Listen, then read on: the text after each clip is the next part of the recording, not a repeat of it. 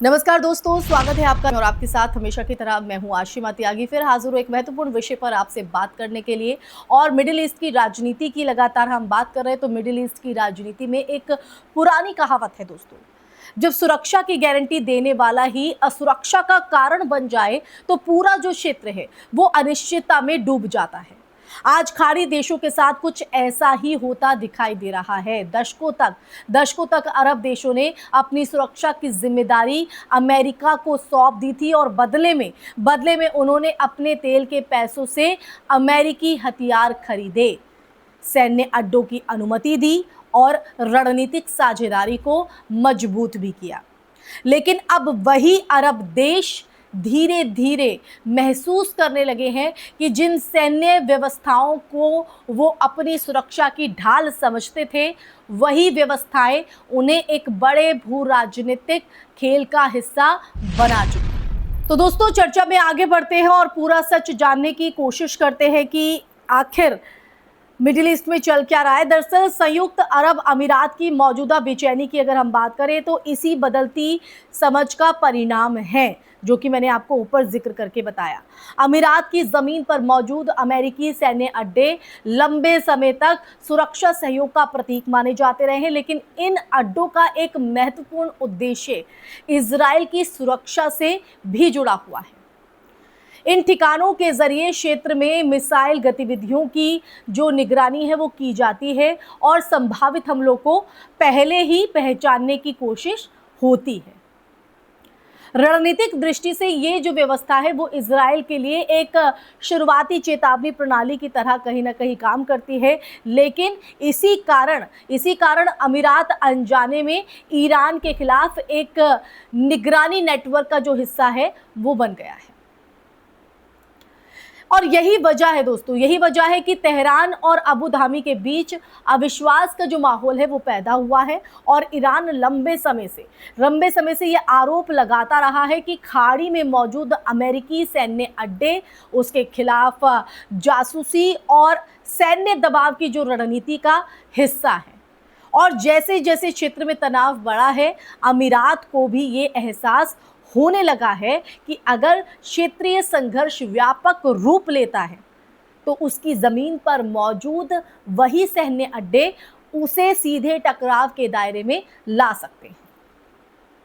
और इसी चिंता के बीच अमीरात ने यूरोप से आधुनिक हवाई रक्षा प्रणाली खरीदने की पहल तेज कर दी है और इटली और फ्रांस की तरफ से विकसित MAMBA एयर डिफेंस सिस्टम को इसी संदर्भ में देखा जा रहा है। लगभग $2 अरब की लागत वाला ये जो सिस्टम है वो एस्टर 30 मिसाइलों पर आधारित है और इसकी प्रभावी रेंज की अगर बात करें तो लगभग 120 किलोमीटर तक मानी जाती है। अब ये जो लड़ाकू विमानों और ड्रोन और क्रूज मिसाइलों को हवा में ही नष्ट करने की क्षमता रखता है। मिसाइल की अगर गति की बात करें तो लगभग मैक 4.5 बताई जाती है और इसका जो रडार है वो एक साथ कई लक्ष्यों को ट्रैक कर सकता है। यूरोप में इसे काफी उन्नत वायु रक्षा प्रणाली माना जाता है और कई विशेषज्ञों की अगर बात करें तो कई विशेषज्ञ इसकी तुलना अमेरिकी पेट्रियट सिस्टम से करते हैं। लेकिन खाड़ी क्षेत्र की वास्तविकता इससे कहीं ज्यादा जटिल है दोस्तों।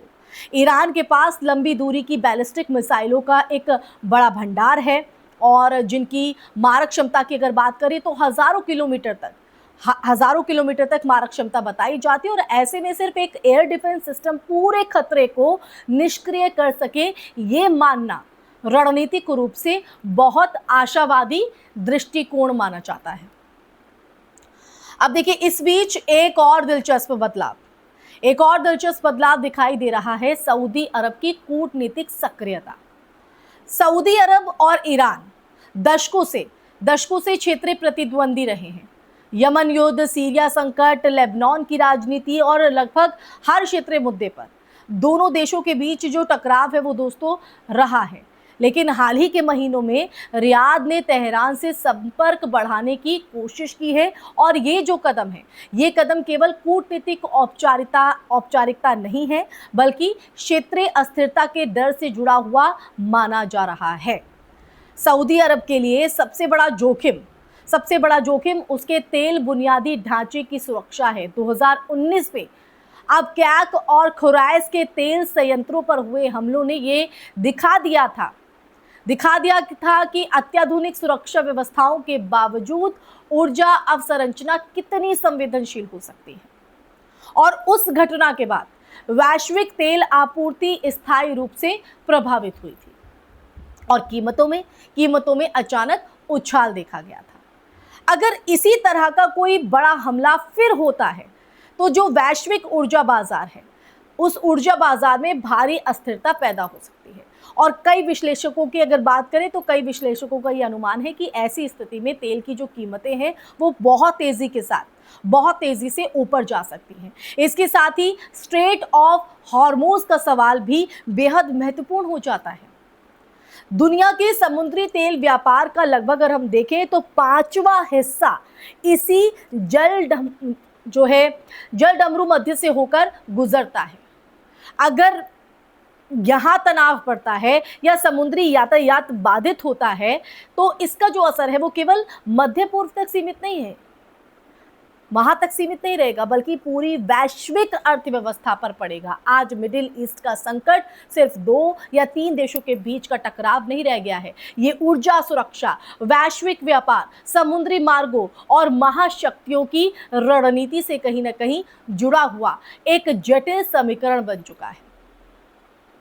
अमेरिका, यूरोप, रूस, चाइना सभी की अपनी अपनी रणनीतिक दिलचस्पी इसी क्षेत्र में मौजूद है।